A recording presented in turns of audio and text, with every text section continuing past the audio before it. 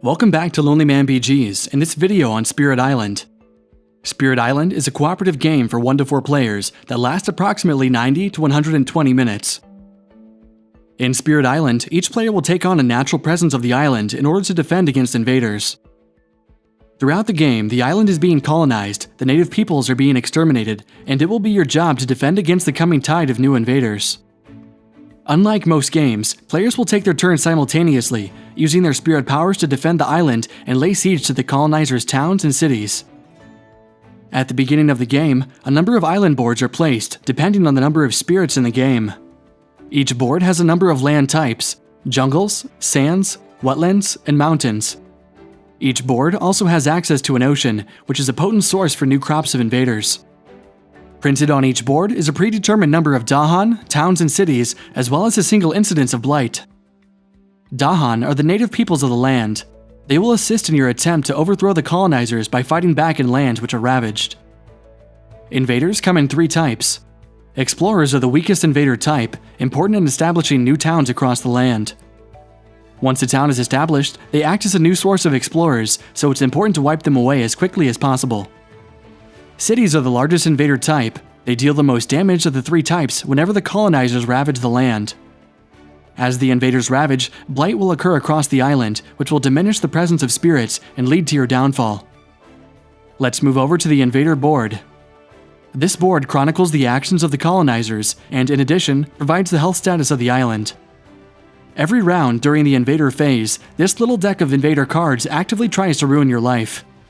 When a card is first drawn from the deck, as will be done during the setup of the game, the invaders will send out explorers to the land shown on the card. This innocent-looking card is then placed in the build queue. During the next round, if there are any invaders in the shown land, either a town or a city will be built there. Now, not looking nearly as innocent, the card is displaced to the ravaged queue, and new explorers depart from the newly planted invader card. And this is where we find out that the card is actually a sin-stained turd, disguised as an innocent little picture of a land type. The invaders now ravage in the shown land type during the next invader phase, adding blight and killing the local Dahan if you and the other spirits fail to stop them. In the middle of the invader board is the fear pool. 4 fear tokens are placed in the pool per spirit in the game. Fear is typically generated via powers or the destruction of towns and cities. Once all fear in the pool has been evacuated to the middle, a fear card is earned. The fear deck is typically made up of 9 cards, divided by these terror level dividers, which show victory conditions. In the beginning of the game, players start out at terror level 1.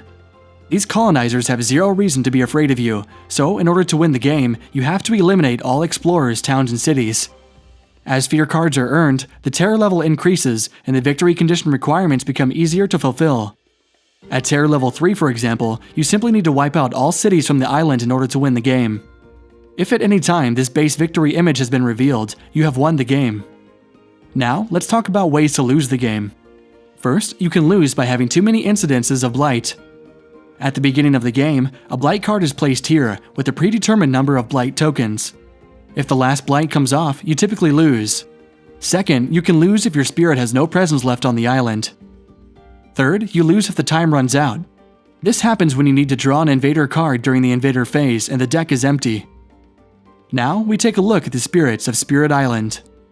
Each player will choose a spirit at the start of the game, of which 8 are available in the base game. River Surges in Sunlight specializes in crowd control, with abilities that allow the pushing of explorers in towns and the gathering of Dahan.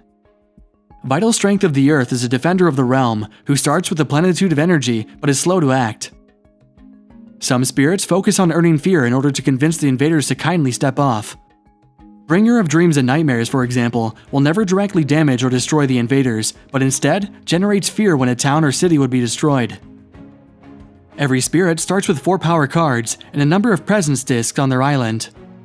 Let's take a closer look at a spirit panel. This is the growth section. Each turn, a spirit will choose one of the options here, which typically involves gaining presence, energy, and power cards. Adding presence allows spirits to take the disc from this presence section, placing them in a strategic position on the board. In order to affect lands on the board, the spirit must have presence, depending on the range of the power card played. As presence is taken, the spirit grows stronger, allowing for more energy and card plays each round. Energy is important, as without it, spirits are unable to use their best powers. Powers can be split into two categories: fast and slow. Fast powers are put into action before any invader actions, while slow powers happen at the end of a round after the invaders have done their duty. Spirits can gain new powers into their hand by gaining major and minor powers, which are aptly named. For example, this major power generates 4 fear and causes invaders to skip all actions in the target land. As players play cards, they earn these elements shown on the side of each card.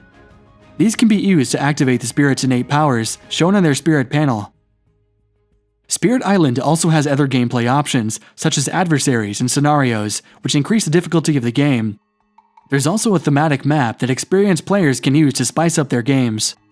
This concludes our overview of Spirit Island. Thanks for watching.